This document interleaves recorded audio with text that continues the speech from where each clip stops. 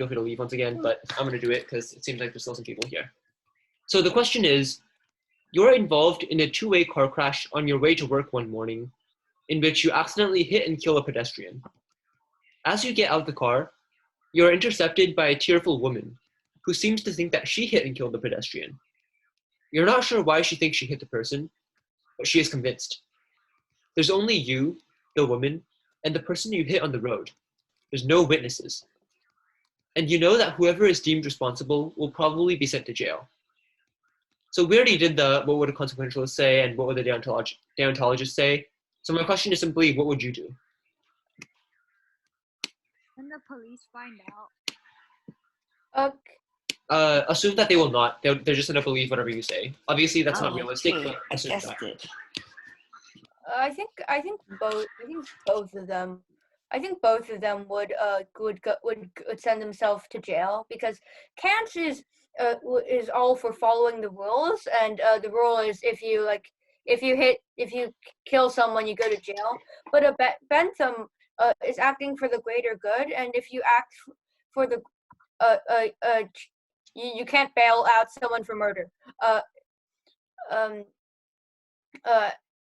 And Bentham, he would do it for the better good for the woman because the woman is in a sorry state and you could, and it's for her greater good. Personally, I'd also go to jail though because it's the honest and right thing to do, and both philosophers would do such a thing. Okay. Wait, it's an accident, right? It was an accident, but you did the accident. You'd still be in jail for manslaughter. Yeah. How long? 20 years. Let's just say it's 10 years. Okay, so let's see. Comments. Ella says, how is the crash organized? So the scenario is you accidentally hit a pedestrian, they die. It's not on purpose, but you know that you did it. So once again, you would probably go to jail for 10 years, but the woman thinks she did it. So if you let her confess, she'll go to jail for 10 years. Ariel says, turn yourself in. You can never live with the guilt. Okay. Isobel says, I'd probably turn myself in because accidentally killing a pedestrian is involuntary manslaughter, and most states don't prosecute. Won't they shorten the time? Because it was... Well, involuntary manslaughter is still definitely prosecutable. Let's just assume that the punishment is 10 years of jail time. So it's pretty severe.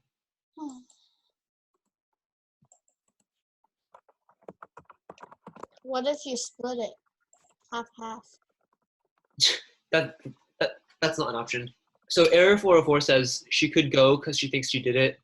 Well, she could, but I mean, what do you think is the right thing to do? Oh, you're spamming it. Please stop spamming it. I have to kick you out if you spam that. There you go.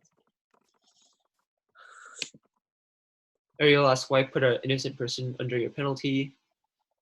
Okay. You should be honest. Bad. It would be wrong. Okay, so a lot of people are saying, like, it would be wrong to do something. That would be kind of similar to the deontological side of things, which is to say it's always wrong to do this or always wrong to do that. But what about evaluating this based on consequences? Like, it's actually more nuanced than it appears. How do you know, I mean, which action would bring the better consequences? It's really difficult to determine. Maybe if you went to jail, she would feel bad. Maybe if she went to jail, you would feel bad. Wait. You have to consider the effect on their families, etc. Is she like, but she's convinced. So,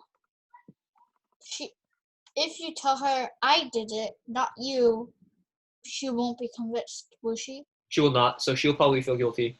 Yeah, so she'll feel guilty. And you'll feel guilty. But the dilemma here is like the actual, it's like you were the one who actually killed the person. It doesn't matter whether she thinks she killed it. It's who is actually the murder culprit, and in this case, it's you. Okay. Oh, Richard says it is wrong if you choose to leave the scene. Okay, I see. So I assume you're saying it's wrong because it's just always wrong to lie like that, right?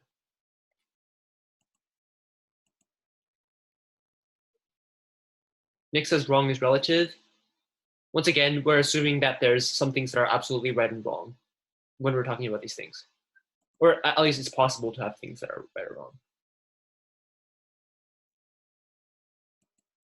Ariel says, if you turned yourself in, you would know that you're a good person. Okay. Nick says, would you? That's a tough question. I'll answer that right after the meeting ends. So yeah, we're 10 minutes over time. We're probably gonna end soon. If it's late for you, feel free to leave. Jeff asks, how do you know that you killed the person since she also thinks she killed the person? Just assume that you know for sure that you killed the person. We always have to make these kinds of assumptions in these thought experiments. Like say you're in the driver's seat and you can see yourself run over the person. Yeah. What if you both just ran away? Well, that's not an option either. Just assume that there's only two options. So Shangyao Lu says, to me, right is a decision that favors me, and wrong is a decision that harms me. So they would rather lie. Okay, that's interesting. So I guess that's an interesting form of consequentialism that says that that's like self-centered consequentialism in which you only consider the consequences on yourself. So that would be an interesting moral framework.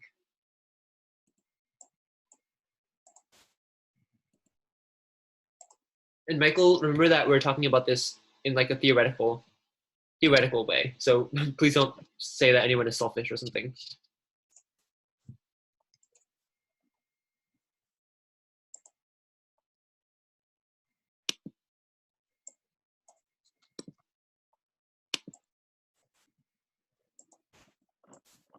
Ariel says, what if you are an important person? Okay. Or sorry, David said that. David, let me ask you, do you think that matters? Like, if you are a cancer researcher who will finally cure in 3 years, would that change your answer?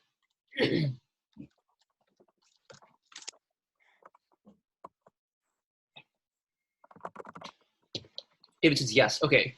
Do you want to explain your reasoning?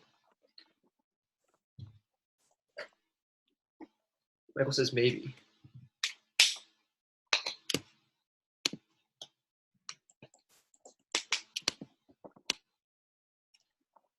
Okay, so David said, more people will be saved if you aren't sent to jail.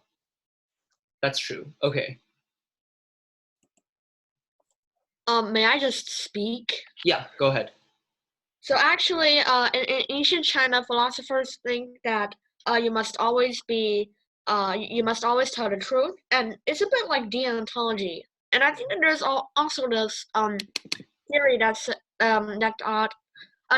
said that the truth is actually the most valuable, and you should always follow the truth. But that's sort of like deontology. So actually,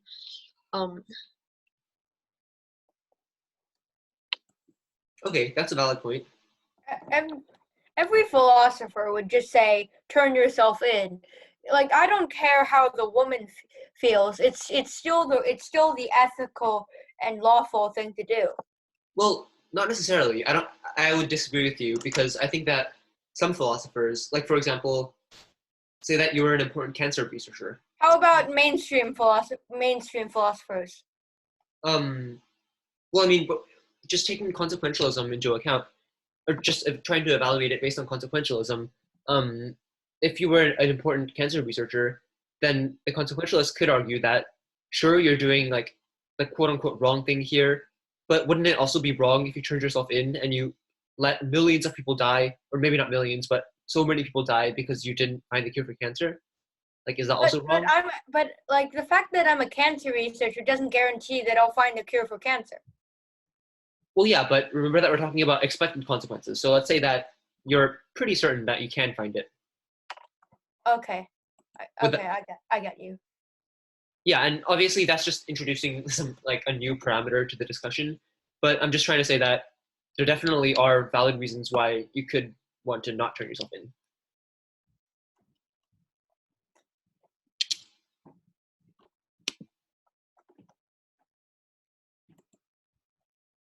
The person whose name is a table flip, I'm not sure that would happen, but assume that will not happen.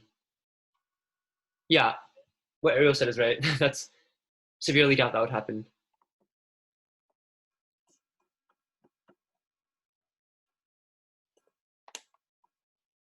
Richard asked, what are the valid reasons for not turning yourself in? Well, one valid reason could be if you didn't turn yourself in, maybe you had higher potential than the other person. And so you end up not failing to save a bunch of lives, or you end up failing to achieve some purpose that you set out for. And by the way, when I'm saying valid, I'm not saying that I agree with them or that they're true. I'm just saying we have to consider them.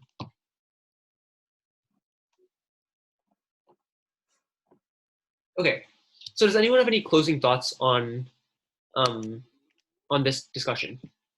I'd say I wouldn't if I had a large family that depends on me. So what if I had like 10 children and like a bunch of parents and grandparents waiting for me to take care of? If I turn myself in, then no one's going to take care of them in that case. And then they're going to suffer, and that's like a lot more people who's going to suffer than the women. But then what if the woman has family, and what if she has kids and grandparents just like you do? What if I had more kids than she did? What? What if I had more kids than she did? Either way, both families would be affected. Whether the fact that you have more kids than her doesn't mean you should just let her kids suffer for the fact that you have more kids. Well, realistically, I think. Can I say something? Yeah. Go ahead. Okay, like if you have more kids than the other person, then you should go. Shouldn't most guys in prison nowadays, they have kids too, right? Why shouldn't they be let off the hook? If that was the situation you're talking about. Well, the fact that you have kids shouldn't be used as a justification, you know? Yeah, that's the point. Okay, that's an interesting argument. I can see both sides. Just to argue for the other, Error 404 has their hand raised. Go ahead. What if the person you ran over was somebody like an escaped serial killer or somebody that was very bad? Assume that that's not the case. But if it were the case, would that change your answer? In that case, then you'd get a medal for doing a service, sort of, but you'd still go to jail because you killed someone. Okay, Hammurabi, do you have a point? Yeah, I still think you should turn yourself in. Okay. I just get really lost. What'd you say, Ella? I think you're very laggy, so I did not hear what you said. I was getting really lost. Wait, are they laggy for everyone or just me? I did not hear what you said once again. Could you just type what you're gonna say?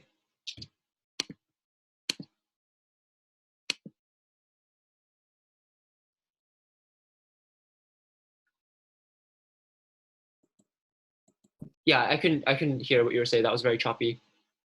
Hammurabi, you have your hand raised again, and Error 404. Yeah, so you say.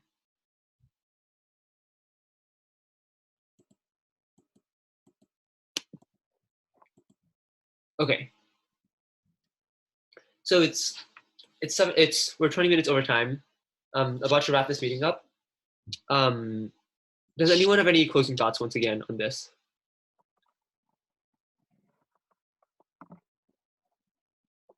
Or any questions about consequentialism, about deontology, or anything that we learned? What'd you say?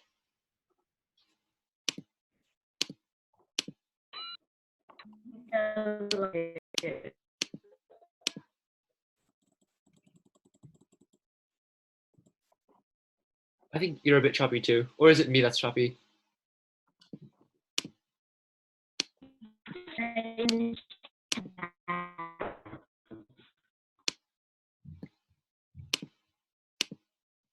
I think, Okay, yeah, whoever said that was choppy, go ahead and type that in the chat, I guess. And please stop annotating.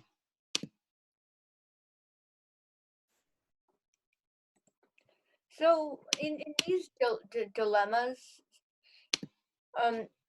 whatchamacallit? I forgot their I forgot the practitioners' names, but followers of Kant and followers of Bentham at the same time think differently in some cases and alike in other cases. Yeah, definitely.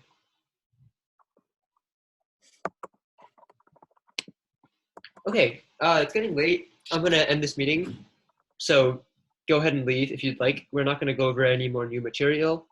Sheng Liu says, realistically, they don't think many people would do it.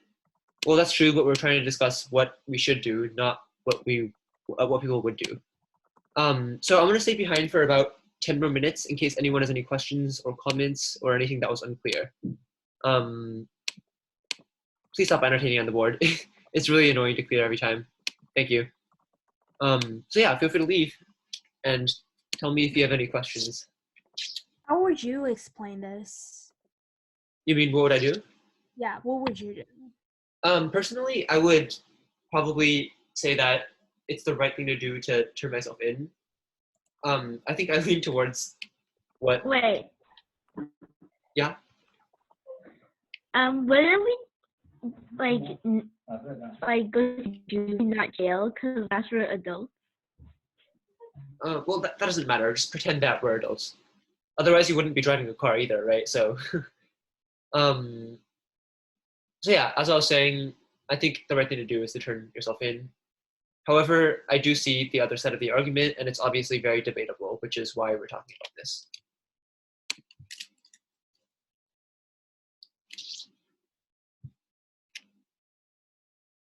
Okay, so I'm assuming that everyone who's still here has a question. If not, you can feel free to leave.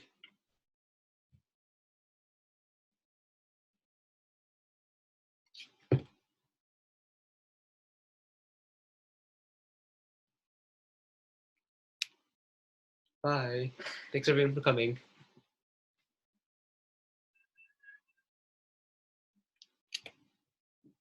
Richard says, you missed a big part of the stream.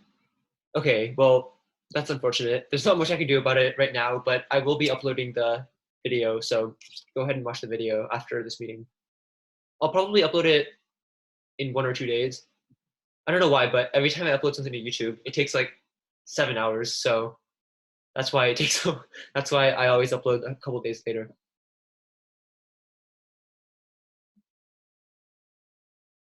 And if you have any questions, feel free to just message me either in the group chat or you can add me on WeChat and ask me something.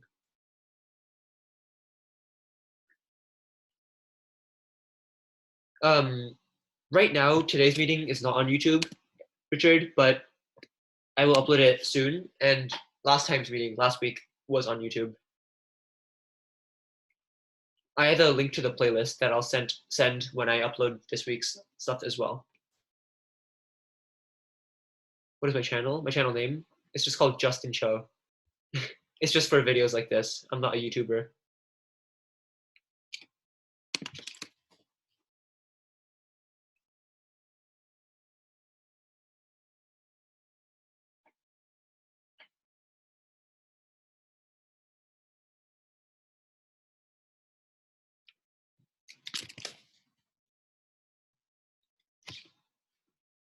Any other questions or comments, suggestions, anything?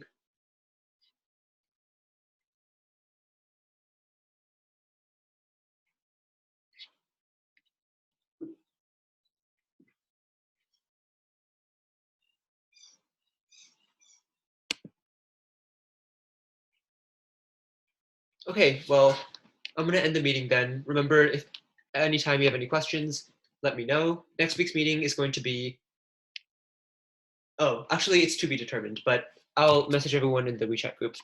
So I'm gonna end the meeting right now. That's gonna kick everyone out. And there's also an optional homework assignment that I'll send probably tomorrow. So yeah, bye everyone.